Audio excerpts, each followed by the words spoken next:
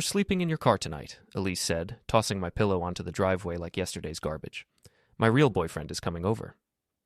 I stood there in my work boots, still covered in drywall dust from the Henderson job, and watched my wife of 9 years treat our marriage like a hotel checkout. She'd scheduled this moment between her spin class and dinner prep. The efficiency was almost impressive. "Real boyfriend," I repeated, testing the words. "As opposed to what, exactly?" Before we dive deeper into this story, I have one small request. Please subscribe, drop a like, comment, and hit that hype button to boost this channel so more people can discover these incredible Reddit stories. "Don't be dense, Nate." She crossed her arms, designer yoga outfit catching the porch light. "You know what I mean.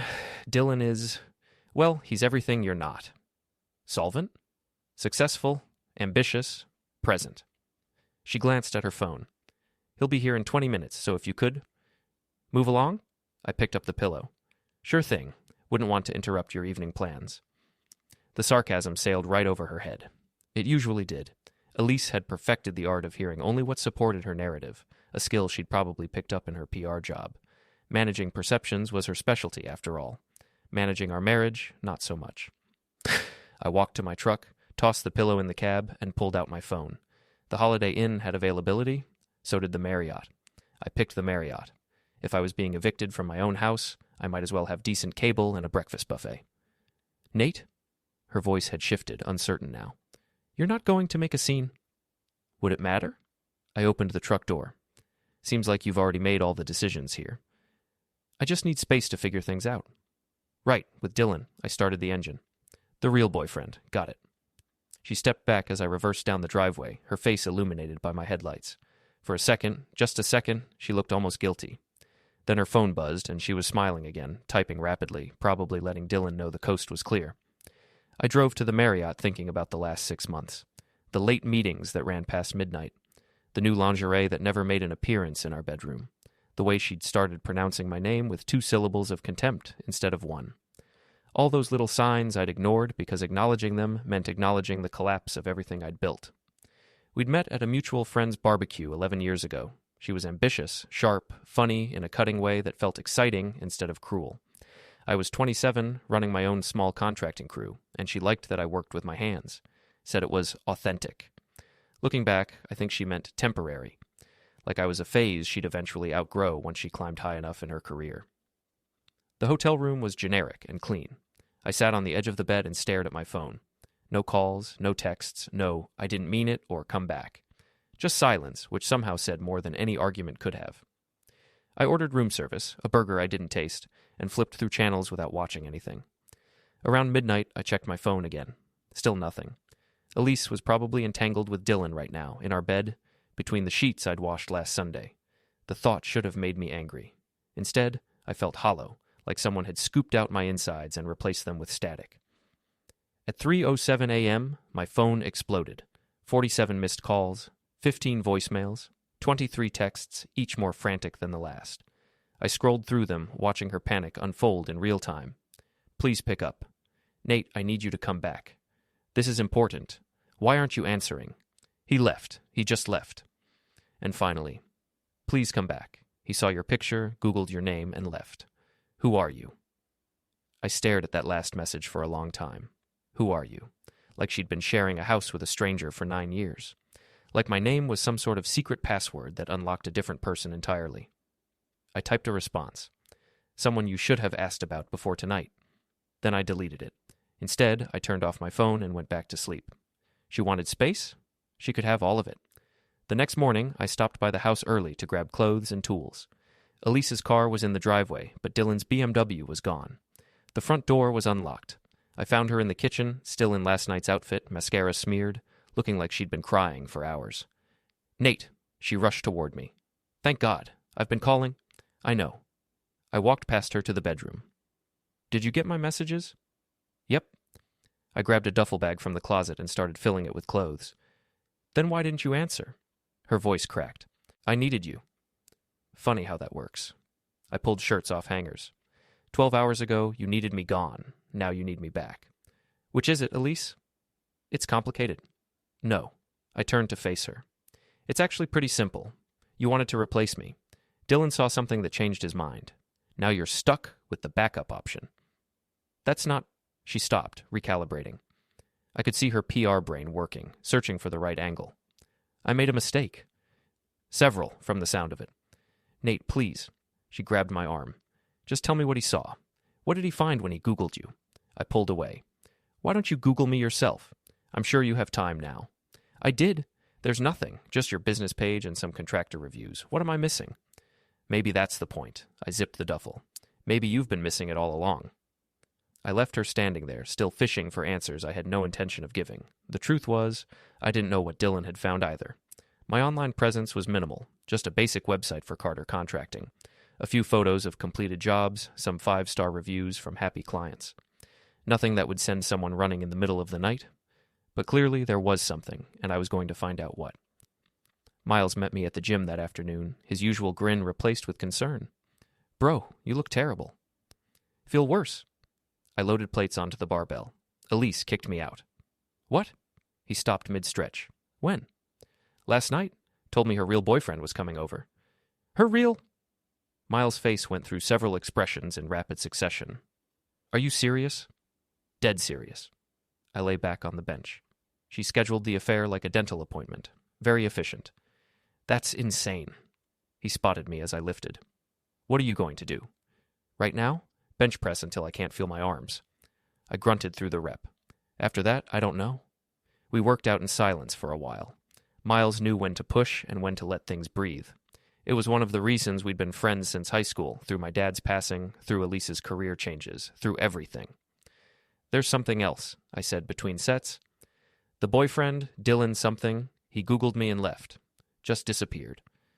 Wait, what? Elise said he saw my picture, Googled my name, and took off. She's been blowing up my phone ever since, asking who I am. Miles sat down on the bench next to me. That's weird, man. What's she talking about? No clue.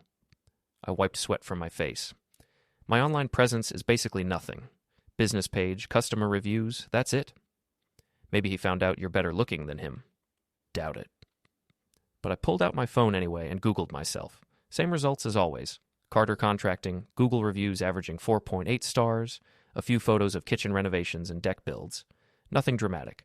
Nothing that would make someone flee in the night. Hey, Miles said slowly. Didn't you do that big job a few years back? The one with the accident? I stopped scrolling. The Riverside Plaza project? Yeah, when that scaffolding collapsed. The memory hit me like cold water. 5 years ago, I'd been subcontracting on a major commercial development when a support beam failed during a storm. 3 stories of scaffolding came down. 2 guys went to the hospital. One guy, I couldn't remember his name, had been trapped under steel and debris. I'd been first on scene, held the beam up while they pulled him out. You think that's it? I asked. I don't know, but it was a big deal. Made the news, they gave you some kind of award. A commendation from the Contractors Association. It's in a box somewhere. I'd never made a big deal about it. You see someone trapped, you help them. Simple as that. But if Dylan had been there that day... I need to find out who this guy is, I said. Last name, where he works, everything. Why don't you just ask Elise? Because she doesn't get to control this anymore. I stood up. She made her choice. Now she lives with the consequences. Over the next week, I became a ghost in my own life. Changed the locks at my business office. Removed Elise from all joint accounts. Called our bank and credit card companies. Explained the situation. Got her access frozen pending the separation. Every financial tie we had, I started cutting.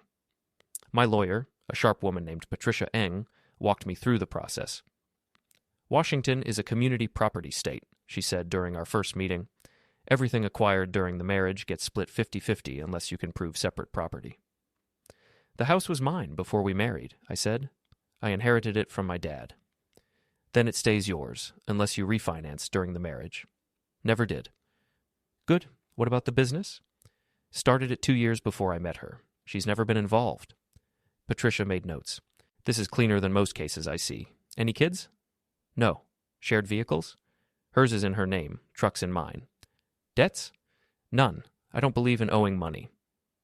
She looked up from her legal pad. Mr. Carter, I have to say, you're either very smart or very lucky. Neither, just careful. I paused. How long does a divorce take? In Washington, there's a 90-day waiting period after filing. But if she contests it, we could be looking at a year or more. She'll contest it. I was certain of that. Elise didn't lose. She repositioned. Then we prepare for a fight. I left Patricia's office feeling something I hadn't felt in years. Control. Elise had made the first move, but I was making all the moves that mattered. While she scrambled to understand what happened with Dylan, I was systematically dismantling our shared life. She showed up at my job site on Thursday. I was framing out a bathroom addition in Bellevue when her Audi pulled up, out of place among the work trucks and tool trailers. She picked her way across the muddy lot in heels, overdressed and out of her element. "Nate," she called. "We need to talk." I kept measuring.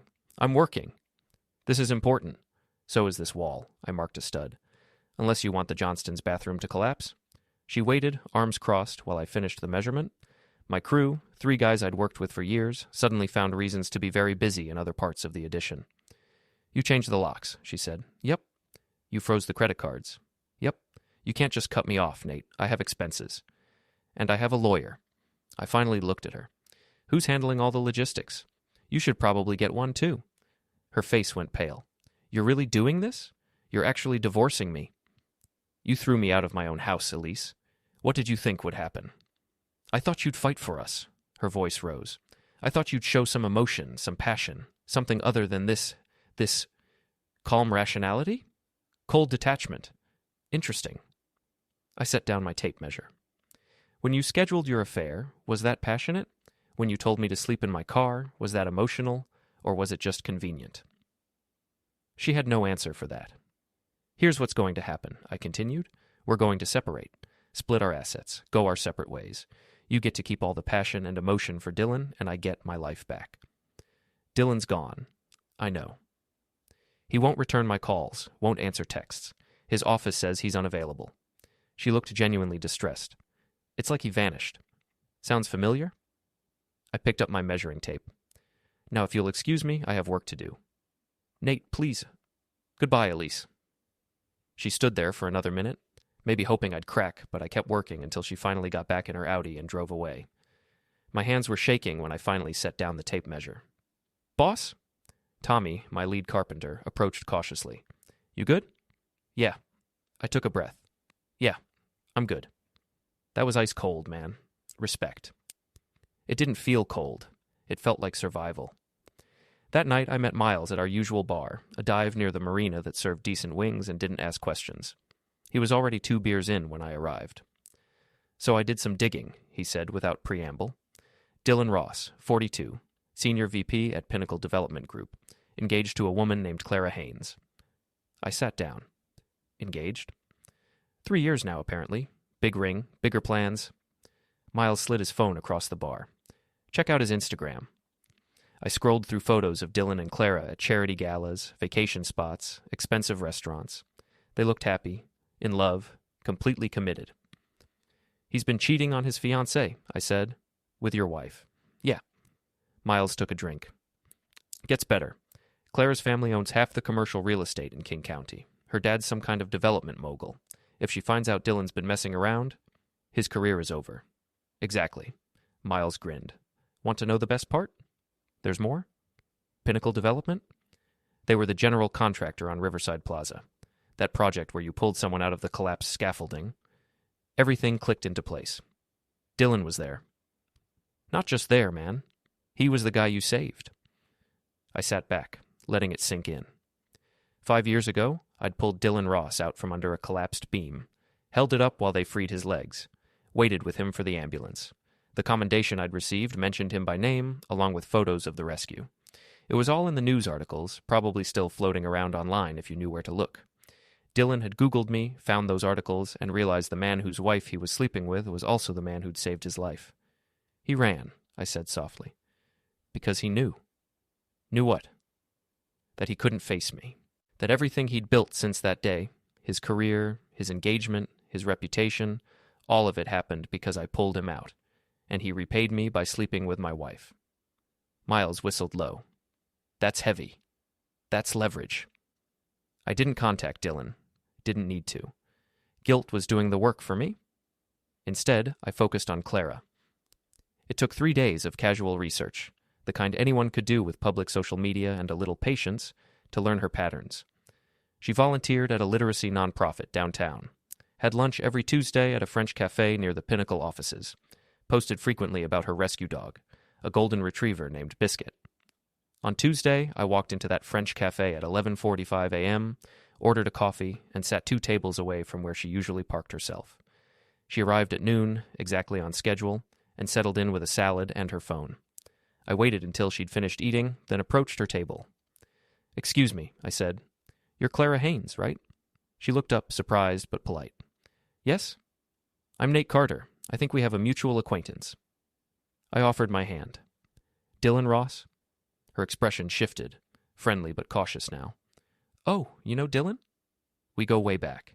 He ever mentioned the Riverside Plaza project? The construction job? Where he had that accident?" She gestured to the empty chair. "Please sit. He doesn't talk about it much, but I know it was traumatic." I sat down. I'm sure it was. "Were you working on that site too?" "Yeah, I was there when the scaffolding came down." I kept my tone casual, conversational. "Actually, I was the one who pulled him out." Clara's eyes widened. "You're the one who saved him. Oh my God. Dylan showed me the news articles. You're a hero."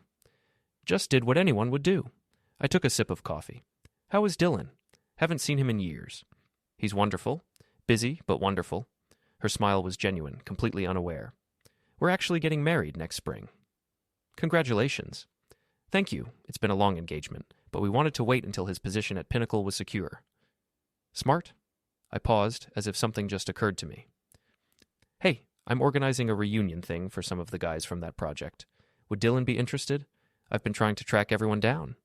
"Oh, that's so thoughtful." She pulled out her phone. "Let me give you his number. Actually, you know what? Let me just text him right now. Put you two in touch directly." "Perfect." I watched her type rapidly, completely trusting. When she finished, she looked up with that same warm smile. He'll be so happy to reconnect. That incident really changed his perspective on life, you know? Made him realize what's important. "Yeah," I said quietly. "I bet it did." We chatted for another few minutes, small talk about the weather, her nonprofit work, my contracting business. Then I thanked her for lunch, promised to stay in touch about the reunion, and left. My phone buzzed before I reached my truck. Unknown number. "This is Dylan." "Dylan, it's Nate Carter." Silence. Long enough that I thought he might have hung up. "I just had coffee with your fiancée," I continued. "Nice woman. Really nice. She told me all about your wedding plans." "Nate, listen." "No, you listen." My voice stayed level. "Here's what's going to happen. You're going to stop dodging Elise's calls. You're going to meet her somewhere public and end things properly. And you're going to stay far away from both of us." "I never meant—" "I don't care what you meant. I care what you did." I climbed into my truck. "You've got 24 hours. After that, Clara gets a very interesting phone call. You wouldn't. Try me." I hung up. That night, Elise called. I let it go to voicemail. She called again and again. On the 5th try, I answered. "What?" "He called me," she said breathlessly. "Dylan called. He wants to meet." "Good for you." "Nate, he said you threatened him." "I gave him advice." "What's going on? What did you do?" "Nothing illegal, nothing immoral. Just reminded him about some facts he'd forgotten." I switched the phone to my other ear. "Enjoy your closure, Elise. You two deserve each other." She started to respond, but I ended the call. Then I blocked her number. Miles thought I was crazy. "You're just going to let them work it out?" "They're not working anything out," I said. We were at the gym again, my new therapy. Dylan's in damage control mode. He's going to cut her loose before Clara finds out. But if Clara doesn't know, she will, eventually. I loaded more weight. People like that always slip up. And when she does find out, it'll be on Dylan's terms, not mine. Clean hands. You're playing a long game. Only game worth playing. Dylan met Elise at a coffee shop in Fremont. I know because she posted about it cryptically on Facebook, a photo of 2 lattes, caption reading, "Sometimes the hardest conversations are the most important ones." The comments were full of supportive friends telling her how strong she was, how proud they were of her growth. She had no idea she was getting dumped. I learned the details later, through Miles, who heard it from a mutual friend who worked with Elise's cousin. The gossip chain was long but reliable. Dylan had been efficient and brutal. Told her they'd made a mistake, said his life was too complicated for a relationship, wished her well, and left her sitting there with 2 full coffees and a shattered ego. She tried calling me again, Left voicemails, sent emails. Showed up at 2 more job sites before my crew started turning her away. Each attempt was more desperate than the last. I made a mistake. We can fix this. You're my husband, Nate. Doesn't that mean anything? It meant a lot. It meant 9 years of building a life together. It meant believing in someone who saw me as temporary. It meant enough to hurt, but not enough to go back. Patricia filed the divorce papers the following Monday. She has 90 days to respond, she told me. If she contests, we go to court. She'll contest? Probably, but we have a strong case. Patricia tapped her pen against her desk. No kids, no shared property, clean financial split. Unless she wants to drag this out for spite, it should be straightforward. Spite is her specialty. Then we prepare for war. But Elise surprised me. She didn't contest the papers, didn't fight the separation, just signed and returned them through her lawyer with minimal edits. We split our minimal shared assets, furniture, kitchen stuff, wedding gifts, and agreed to separate with no alimony on either side. She's being reasonable, Patricia said, suspicious. That worries me. Why? Because reasonable usually means strategic. She might be planning something. Let her plan. I signed the final paperwork. I'm done. The divorce was finalized 3 months later, quietly and without drama. I got the house, the business, my truck.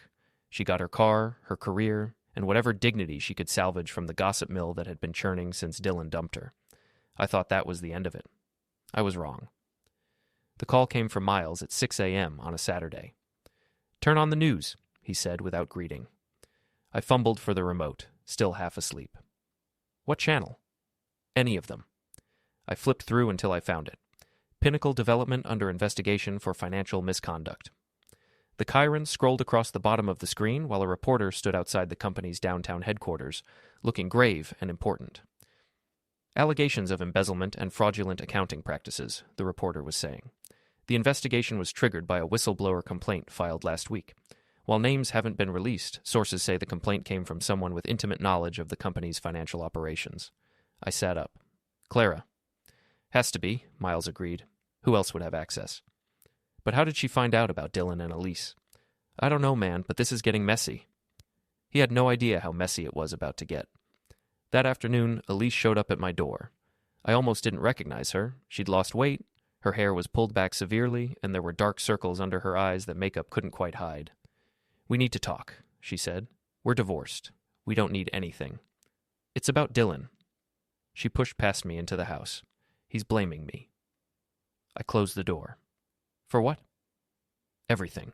The investigation, Clara leaving him, his career imploding. He says I ruined his life. You were just the side piece, Elise. How could you ruin anything? She flinched. Clara found out about us. Someone sent her photos. Not me. I know it wasn't you. She paced the living room. But Dylan thinks you told her. He's convinced you orchestrated this whole thing.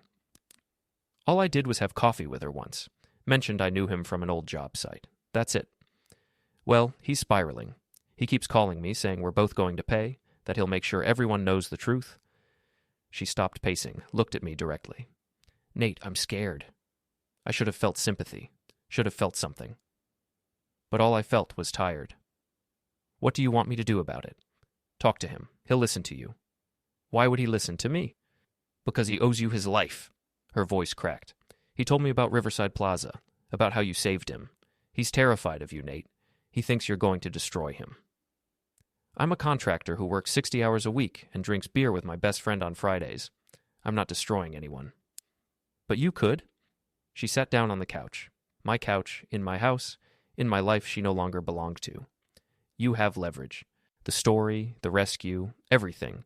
If you wanted to ruin him, you could. And why? I said slowly. Would I waste my energy on that? She didn't have an answer.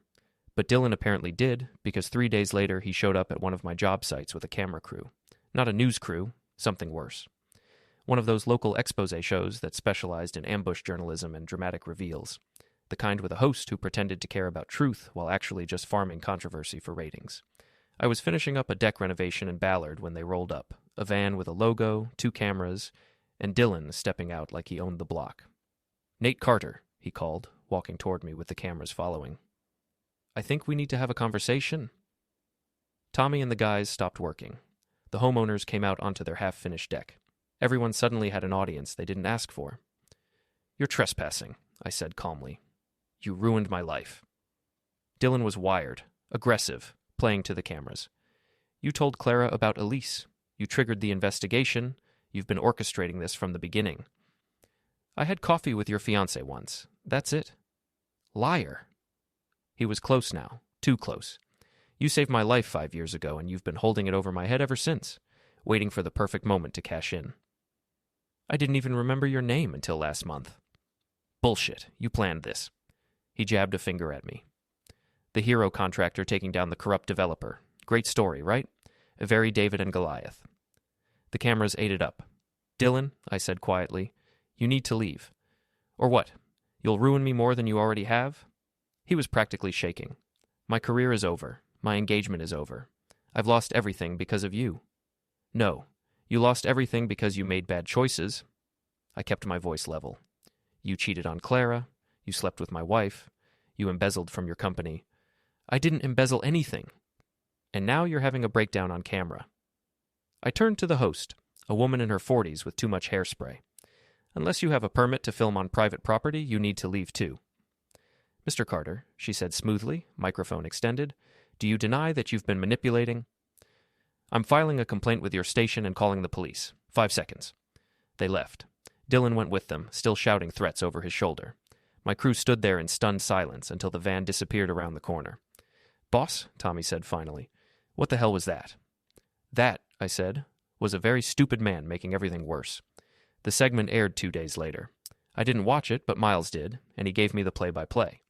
They'd edited it to make Dylan look unhinged, shaking, shouting, making wild accusations while I stayed calm.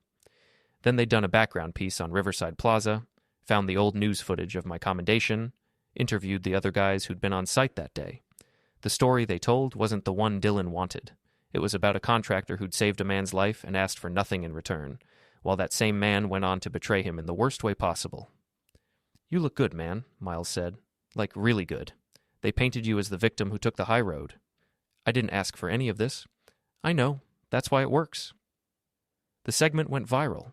Not huge, but big enough that people in the industry started recognizing me. Clients called wanting to book jobs specifically with that contractor from the news. My phone rang constantly with interview requests, podcast invitations, even a talk show that wanted me to confront Dylan on air. I declined everything, but the damage to Dylan was permanent. Pinnacle fired him before the investigation concluded. Clara's family issued a statement cutting all ties. The embezzlement charges turned out to be real.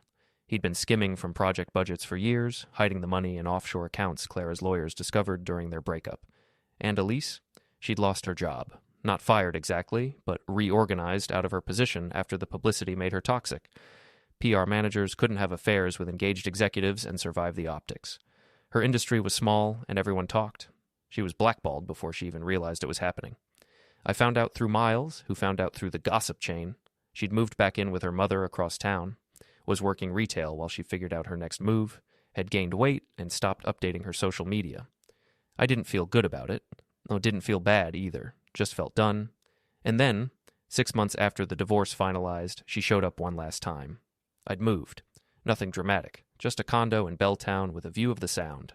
Smaller than the house, but newer, cleaner, mine. Paid for with money from a commercial job Dylan's company had to abandon. The irony wasn't lost on me. I was on the balcony with coffee when the front desk called. "Mr. Carter, Elise Carter is here. Should I send her up?" Curiosity won. "Yeah, send her up." She looked different. Older, tired, stripped of the polished armor she once wore. "Nice place," she said. "It works." "I'm not here to ask for anything," she said. "I just wanted to say I'm sorry. I was cruel to you. I mocked you. Threw you away like you were nothing. No, I didn't deserve that. I thought Dylan was everything you weren't, but he was just a different kind of broken." "We all are," I said. "I lost everything. My job, my reputation, my friends. People whisper everywhere I go, but we could start over. Maybe not as a couple, just friends. You could put in a word for me." "But you are who they think you are," I said. "Someone who cheated, lied, kicked her husband out for another man." "I've changed. Maybe, but that's not my problem." "You told me to disappear," I reminded her. "So I did. Everything that happened after, those were your choices. But Dylan said, Dylan's a liar who embezzled, cheated, and blew up his own life, just like you did. Don't come here looking for absolution I can't give. She stood there, and I saw the moment she realized it was truly over. I really did love you, she whispered. I know, but once wasn't enough. What should I do now? Whatever you want. It's not my job anymore. I opened the door. Goodbye, Elise. She lingered a moment, then disappeared into the elevator. Back on the balcony, the water glittered under breaking sun. My phone buzzed. The Kirkland project was approved. Miles wanted drinks Friday. Patricia texted, Final decree filed. You're officially free. Then the intercom again. Mr. Carter, Dylan Ross is here. He's insistent. Tell him I'm not available, and if he returns, call the police. I blocked them both. Whatever guilt or desperation they carried wasn't mine to manage. I hadn't destroyed them. I'd just stopped protecting them from themselves. Dylan chose to steal and lie. Elise chose betrayal and self-sabotage. Every consequence was theirs. And me? I chose survival, boundaries, silence, no elaborate revenge, just letting the truth do the work. I spent the rest of the morning on the balcony, watching the city wake up. Around noon, I headed down to the gym. Miles met me there, already warmed up. Heard Elise came by, he said. News travels fast. Building security guard is dating my sister. So? He handed me a water bottle. What did she want? Forgiveness. Help? I don't know. I started stretching. Doesn't matter. You give it to her? Nope. Good. Miles loaded plates onto the bar. You're too nice sometimes, man. People take advantage. Not anymore. We worked out in comfortable silence, the rhythm of reps and breathing replacing any need for conversation. This was my life now. Simple, straightforward, mine. No drama, no betrayal. No one telling me I wasn't enough. That evening, I drove out to the old house. I'd been renting it to a young couple who worked in tech and wanted yard space for their dog. They kept it cleaner than Elise and I ever had. The lawn was mowed, the gutters clear, the porch swept. I sat in my truck across the street, engine off, just looking. This was where I'd built my first deck, where my dad taught me to frame a doorway, where I'd carried Elise over the threshold 9 years ago, both of us laughing, both of us believing in forever. A different version of me still lived in that house, the one who thought love was enough, who believed trying hard would fix anything, who didn't know yet that some people see dedication as weakness. I didn't miss him. The lights came on inside. The couple was home. Their dog appeared in the window, tail wagging. I could hear laughter through the glass, faint but real. I started the truck and drove back to Belltown. The next morning, I got an email from a reporter at the Seattle Times. They wanted to do a feature on small contractors making an impact. Apparently my name kept coming up in their research. Would I be interested in an interview? I deleted it. Then I got a call from a development company in Tacoma. They'd seen the news segment, loved my work ethic, and wanted to discuss a major renovation project. 6 figures, they said. Career-changing opportunity. I took the call, heard them out, agreed to a meeting the following week. This was the part no one talked about in revenge stories, the after. And when the dust settles and you're left standing in the rubble of your old life, trying to figure out what to build next. Elise would rebuild. So would Dylan, probably. People like them always found a way to reinvent themselves, spin the narrative, land on their feet, or close enough to it. But they'd carry this forward. Every job interview where someone Googled their names, every social event where whispers followed them, every relationship where they'd have to explain what happened, who they used to be. That was the real consequence. Not poverty or prison or dramatic confrontation, just the weight of their choices, following them everywhere, getting heavier with time. As for me, I had a business that was growing, projects booked 6 months out, a condo with a view, friends who showed up, a life that was actually mine. 3 weeks after Elise's visit, I was at a coffee shop downtown when I saw Clara. She was alone, reading a book, looking peaceful in a way she hadn't during our first meeting. I almost walked past, but something made me stop. Clara, I said, it's Nate Carter. We met a while back. She looked up, recognition flickering. Oh, the reunion you were planning. That didn't happen. I figured, she said, closing her book. When the investigation started, I realized that reunion was probably never real. It wasn't, I admitted. And I'm sorry about Dylan. Don't be. You had coffee with me, that's all. Everything else was already there. I just didn't see it. She smiled faintly. My dad always said the truth hurts less than living a lie. He was right. Smart man? Dylan called last week, wanted to explain. I hung up. Good. He wasn't evil, just weak. Too proud to admit when he was wrong. That's worse than being bad. I thought about that driving to my next job site. About Dylan's screaming accusations, Elise begging for help, both rewriting the story to make themselves the victims. The Kirklands greeted me at their door, excited about their kitchen remodel. 8 weeks later, we were eating lasagna in that finished kitchen, their gratitude real and warm. That was the job. Not drama or revenge, just good work that lasted. Winter came. Miles started dating a teacher. I dated too. Nothing serious. For the first time in years, I was fine being alone. On New Year's Eve, I watched fireworks from my balcony with a beer and silence. No desperate texts, no midnight calls, just peace. That's when I realized what I'd really won. Not revenge, not vindication, just peace. The kind that comes when you stop fighting for people who don't value you. Elise and Dylan could rewrite the story however they wanted. I didn't care. My phone buzzed. A text from Miles. Happy New Year, brother. Proud of you. You too. See you at the gym? I replied. Somewhere across town, Elise was probably watching the same fireworks, wondering how it all went wrong. But that wasn't my problem anymore. She told me to disappear. So I did. Sometimes the best revenge is just living well.